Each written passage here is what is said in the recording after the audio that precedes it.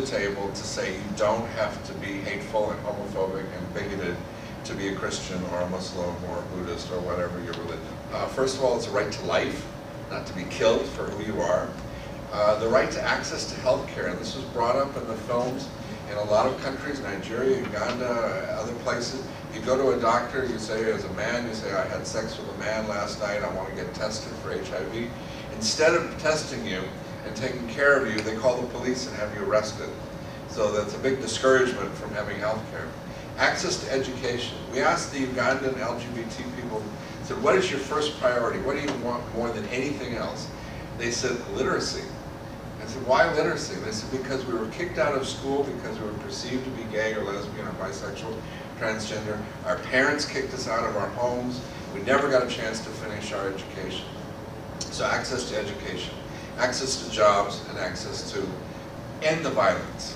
Whatever your theology is, come out strongly and forcefully against violence and against all forms of discrimination. As long as the gays and the lesbians and bisexual and transgenders are satisfied with being an oppressed minority and denied education, health care, and jobs, and life, you know, it's fine. But as soon as they start organizing and asking for their rights, and I'm talking about basic human rights, you know, employment and housing and education and health care, that's what gets people upset. And there is a certain activism that's going on in Africa, and that's what gets people upset, is that how dare they ask for rights? But we've seen the same thing in this country with people of color, with women, with, you know, there were always women in this country. It's only when women started asking for the vote they became a problem. As long as they stayed in the kitchen and in the bedroom, you know, they were fine. But when they started coming out and asking for vote, that's when it was. He says, well, if you guys could just stay quiet, you know, everything would be okay. I mean, it's almost hard to argue that, and I think it's completely ludicrous, you know. This is part of change, you know. So yes, people are becoming more visible. There's a greater backlash, but there is going to be something that happens on the other side of this.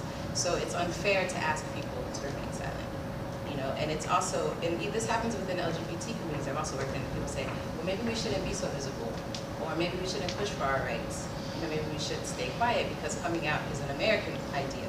Coming out is a Western notion.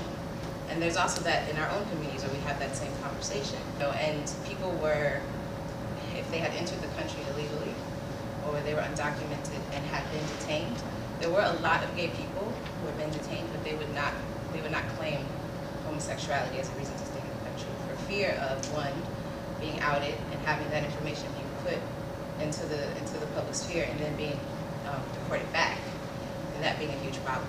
And also a lot of distrust with, you know, It was actually legislation that was introduced by Congressman Barney Frank from Massachusetts that changed U.S. immigration law such that it's now legal grounds for seeking asylum or getting refugee status to be because of your persecution because of your sexuality or gender expression. For a long time was a network of people who wanted to be generous and support, and also a lot of churches have helped people.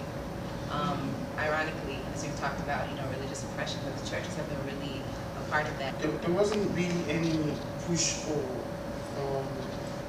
gay marriage in Nigeria, at least not that I know of. I know that anybody that I know knows of. So part of the thing that sort of sparked the whole idea, I think, was the fact that America, for example, was evolving, and you had a lot of, you know, approval of gay marriages in different states. But if you look at, you know, a country like Rwanda, where they've had a genocide, they had several genocides. When the bill was put on the table in Uganda, the civil society itself organized. So this wasn't just LGBT organizations; these were, you know, doctors, you know, people who were working for sex worker rights, you know, people who were religious organizations got together and said, no, we cannot support a bill like this being on the table because it sounds too much like genocide language. And that's because of a culture of knowing what that was like and not wanting to see that repeated. But also, these are people, like Habib said, that are going to have to step against, you know, a law now. Like, if they report that, does that mean that they also could go to jail for a long time? If they are seen to say something different than the narrative. So the stakes are higher for them to report objectively in Nigeria, or even what constitutes promotion? I mean, there's this one woman in the Vale of Science room, she said if two men shake hands and the handshake just lasts a little bit too long, you know, is that promoting homosexuality? This meeting here definitely would be considered promoting homosexuality, and we'd all go to jail.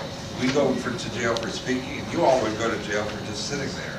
It looks like there may be some hopeful changes in Malawi. I think the new president there has made some statements that seem to be helpful.